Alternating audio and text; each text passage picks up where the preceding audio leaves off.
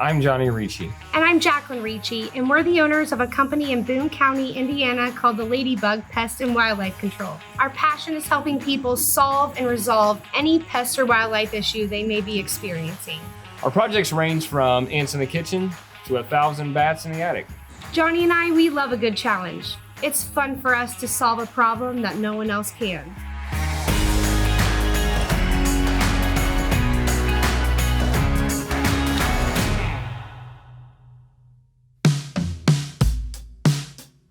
So a few weeks ago, I received a call from a church here in Zionsville that was noticing bat guano developing in their parking lot. After sitting down with the congregation, Johnny and I found out that this church is actually built in the 1800s. So it's a very historical building that we need to keep in great condition and preserved for the congregation. Hi, I'm Paula Overman, and I attend Salem United Methodist Church in Zionsville, Indiana.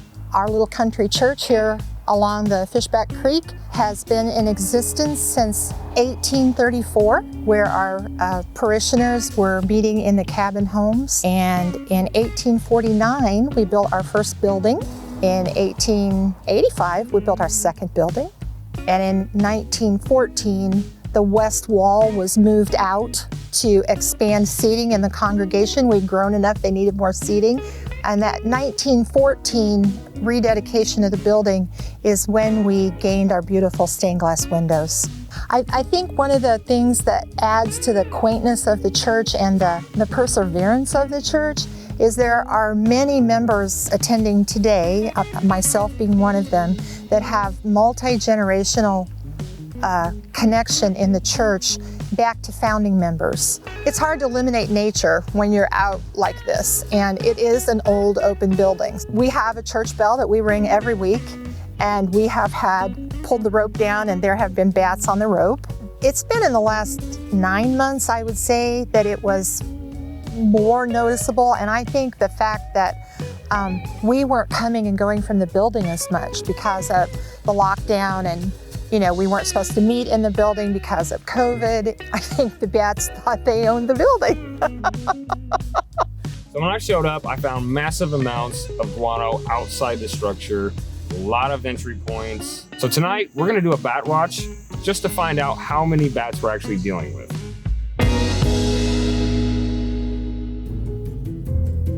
It's really important to kind of do a bat watch the night before to judge how many are actually coming out of there. A lot of times I'll use a clicker and I'll look up there and I'll click each time I see a bat. So initially we thought maybe 400. Well, after the bat watch, we realized we were dealing with well over 1,000 bats. It was really cool to see them fly in and out. Now right in here, see a lot of oil. The oil is from all their fur, constantly moving in and out, in and out, in and out, and roosting in certain areas. A lot of the droppings and bat guano that you see on the side here, they're just flying in and out, and it's just sticking to the sides. There's a pretty good gap up on the top here. So what we're gonna do here in order to get them out, we're gonna hook up some one-way doors, maybe a big screen, something like that, where they can just kind of drop out, and then later on, the next morning, they're not gonna be able to get back in. So the process or the approach that we have to take is closing up any entry point 1/4 inch or larger on the entire building. Then putting in a series of one-way doors, so that way the bats can fly out but not fly back in, because they are state and federally protected. This is the only way that you can remove bats from a structure. Trapping bats and relocating them is extremely illegal. And also, you have to remember, bats can fly. They will relocate themselves. This particular property has a lot of wooded areas around it. A lot of big trees, hollow trees, voids and rocks. They'll find a place. Most of the bats we're dealing with are the little brown bats. They can eat up to 1,000 to 3,000 bugs every single night. Bats are state and federally protected because they're actually a big part of the ecosystem. They're pollinators, fertilizers, and they take care of a lot of insects. The only time you can remove bats is if we have a steady degree of 50 or above for at least a week. From June 1st to August 15th here in Indiana, you really don't want to remove bats because of the maternity season. Bats carry their young with them as they're flying for about a few days, maybe a week, and then they leave them behind. And if you remove them then you got the young that are still in there. So on a job this big and a colony this large, it would be devastating to remove them. During that maternity season, you can kill a lot of bats. So the last day or two, we have closed up any entry point 1/4 inch or larger on this entire structure, except for a couple hot spots. We've hooked up some one-way doors, some screening funnels, and when they leave, they go out to feed. They want to come back first thing in the morning, about 4:30 or 5:30.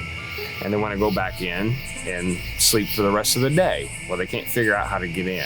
They can't get back in the tubes because they can't just figure out how to fly right into those tubes because of the angle, the smooth wall, some of the screening. They can't figure out how to latch onto the screening and wiggle their way back up and climb in. So what they're doing is they're flying right towards it and landing on it and then discovering it, and then they just kind of hang out on the sides of it. They'll do that for a few days and then eventually they move on. Things have been extremely successful. A lot of bats on the outside of the structure. Can't figure out how to get in. We're at night 2 and we're not really seeing a whole lot of them come out of the one-way doors. A couple stragglers here and there. So I think we got about 95% of them out within the first night safely and easily.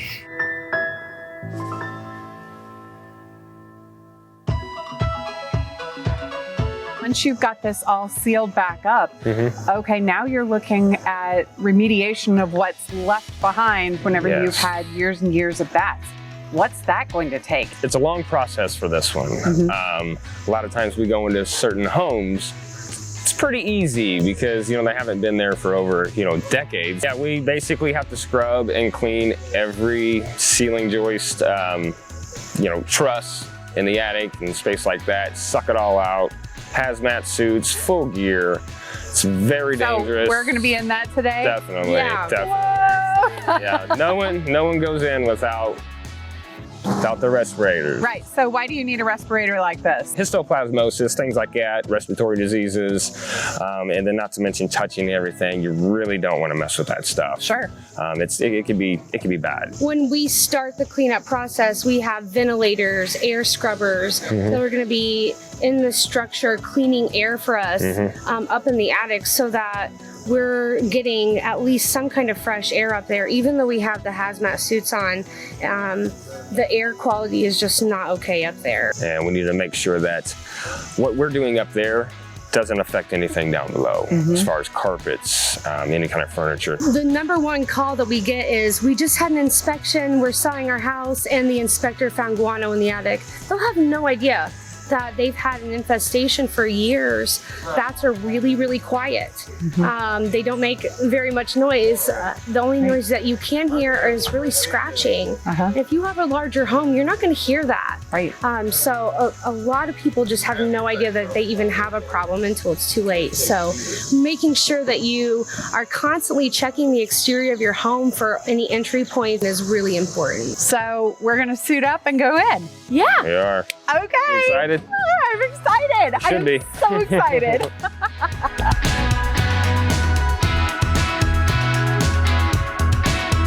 You look like a Q-tip.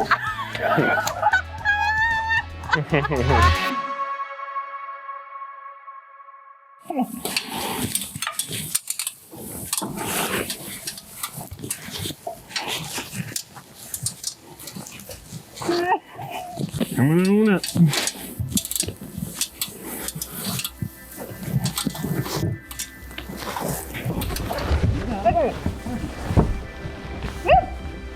Oh, cool. Wow. So, Johnny, what are we looking at? What you're looking at here, several decades of bats kind of roosting in the top areas there. The stalactites is from their urine, building up over time. On the bottom, it's a mix of urine and guano down here that they're dropping as they're roosting up top. And then it just kind of trickles down. And then you get, bigger areas. It kind of builds up. Sure. So what kind of bats have you been seeing in this structure? Well, basically the little brown and the big brown, pretty common in this area. There is an Indiana bat, they call, but that's in several different states. It's not localized just to Indiana. They don't stop at the border? No, they don't stop on the border. No, they've been known to migrate all the way down to Mexico, and they actually pollinate, you know, the plant for that makes tequila, the agave. Oh, the Indiana bats, they go pretty far. Important bats. Yes, yeah. We gotta keep the Indiana bats around. We gotta keep those around for margaritas. Yes. And I'm sure people will ask here, you guys are actually helping to make sure that these bats get out safely and Correct. can go find another habitat. Correct, exactly, yeah. They know exactly what to do. The average bat lives to be about 20 years old. Oh. So they're survivors. They can go through some pretty brutal weather. And you were talking about this, bats are mammals. Yep, they're the only mammals that we have with wings. Wow. You're looking at generations of bats that have probably been housed and bred here and are now native to our area as a result. That's actually Definitely. really cool. Bats are one of nature's great ways of getting rid of mosquitoes. Correct. Even though it really doesn't make a dent, noticeable dent, but yes. Without bats, frogs, things like that eat bugs, it would be a pretty buggy world. It would be bad. So then we got another entry point here that goes to a higher, older section of the structure. This section here is kind of the older style roof. This is the newer style. And when I say new, I mean 1900s, that's 1800s. Wow. So there's a lot of history here. That side there, bigger stalactites, a lot more guano. We don't want any damage to the historical building. That's a big key in this whole process. So these are the stalactites. Most of this is caused by urine. Over time, it just keeps running down and building up and building up. It's all urine with some wood in it. And it's all just piling up right here. Thicker and thicker, but if you look, it's kind of starting to destroy the wood fibers right here. Weakening the structure. This doesn't look too bad. You could probably scab on a few here and there and just kind of re-strengthen it, but we've definitely got to get it off of there. And also, if you look closely, some of these bolts, they're built up, so they're starting to rust. We really don't want that to happen. That'll weaken it. This urine staining is extremely corrosive. These bolts hold this whole brace in, and this brace is kind of the heart of the peak of the roof. It's all got to follow into unison and just hold tightly. If these bolts give way, it just weakens everything. But fortunately, like I said, this is some old, strong wood. You can't find this stuff hardly anymore. This is some good stuff. This is part of it just eating away at the structure. Yeah, it's pretty thick. Here and here, just everywhere they were hanging out for several years. Yeah, at least 20 years off and on. But like I said, you just don't know. You don't know until someone goes up. And this just piled.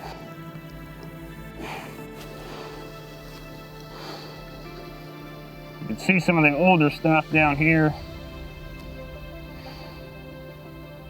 You can see a lot of bugs in here. So I'd say this is about 8 inches thick. I mean, this is awesome. Like I said, you don't see this every day. You can see the inside. It's just all crystallized. This is going to be really fun cleaning this up, believe it or not, even though it's probably 180 degrees here. I like seeing the finished product. The finished product's just amazing. When you come in here, we remove everything, we sanitize it, and we completely paint this whole entire attic, every square inch of it, thick. That's gonna really soak up the odor. It's gonna look really nice. It's gonna protect the wood. So what would it look like at night in here when 1,000 bats were living? Pure chaos. This room would be filled with flying bats. Yes. Like a busy mall.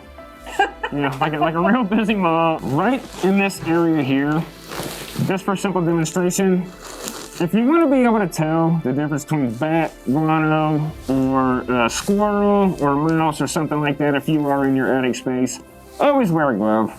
Always wear a glove, or always wear some kind of respirator if you're going into an attic, period. Okay? You can always tell.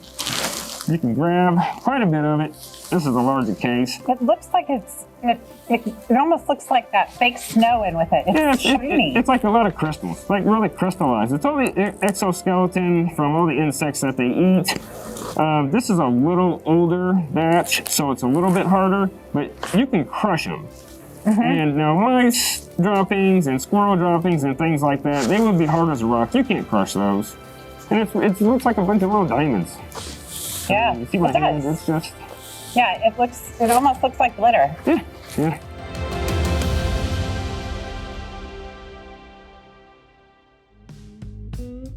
So this is what a bat looks like Basically, whenever he's out. And you hear that clicking noise. What is Correct. that clicking noise? it's just their call, their distress call, warning calls, things like that.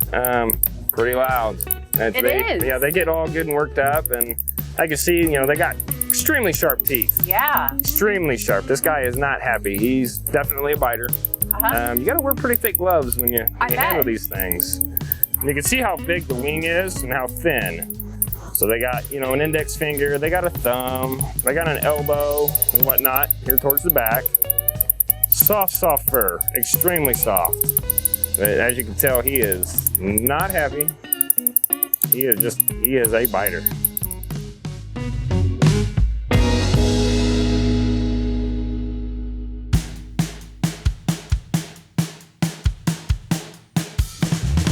So on this particular job, we ended up removing the siding to clean the wall voids and cavities as opposed to inside, because the church has a historical value to it. We don't want to damage the inside of the church. And not to mention, they kind of thought it could use a facelift anyway.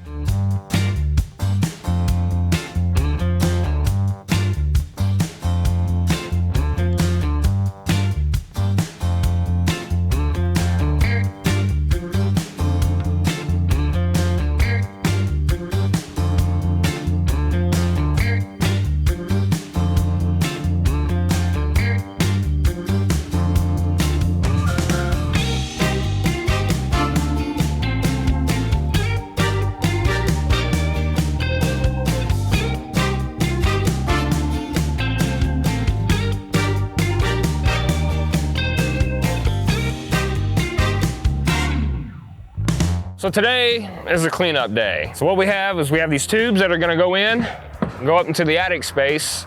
We're gonna get everything scraped off the ceiling, scraped off the walls, off the floor, suck it all up, disinfect it, paint and deodorize it. And it's all gonna go into a big bag in a dumpster. As we go along, we're gonna try to find out if some of the wood is damaged. When it's done, you're not gonna see any guano anywhere.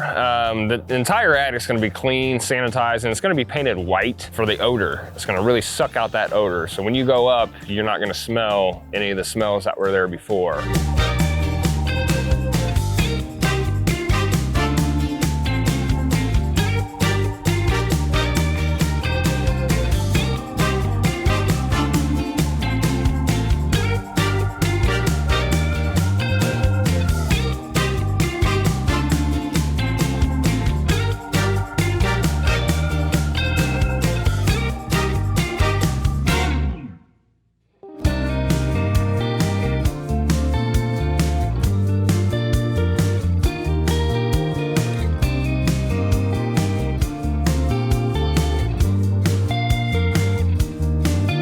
So we got everything cleaned up. The eviction notice has been served. It's time to reclaim the property. All the guano's gone, cleaned and sanitized. The air quality in here was a lot better when I walked in this morning. We're gonna paint this entire attic. So it's just a long process, but we just lay it on thick and clean it up.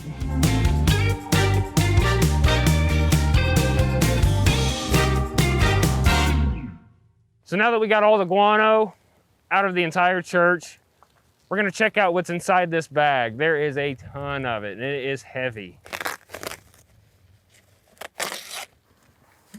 This was everything that was in that attic. That is a lot.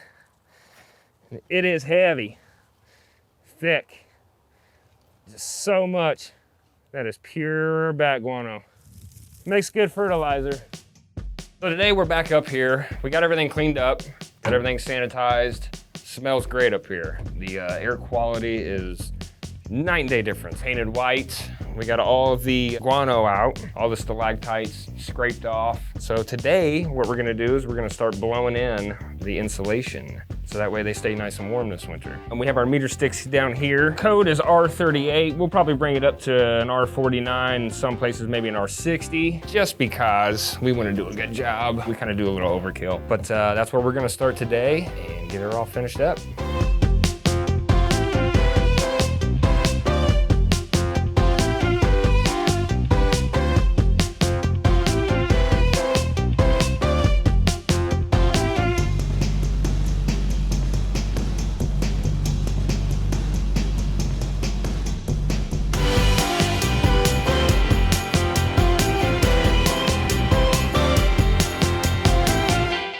All right, so here we go.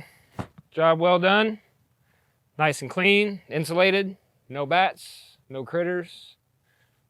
And that's that.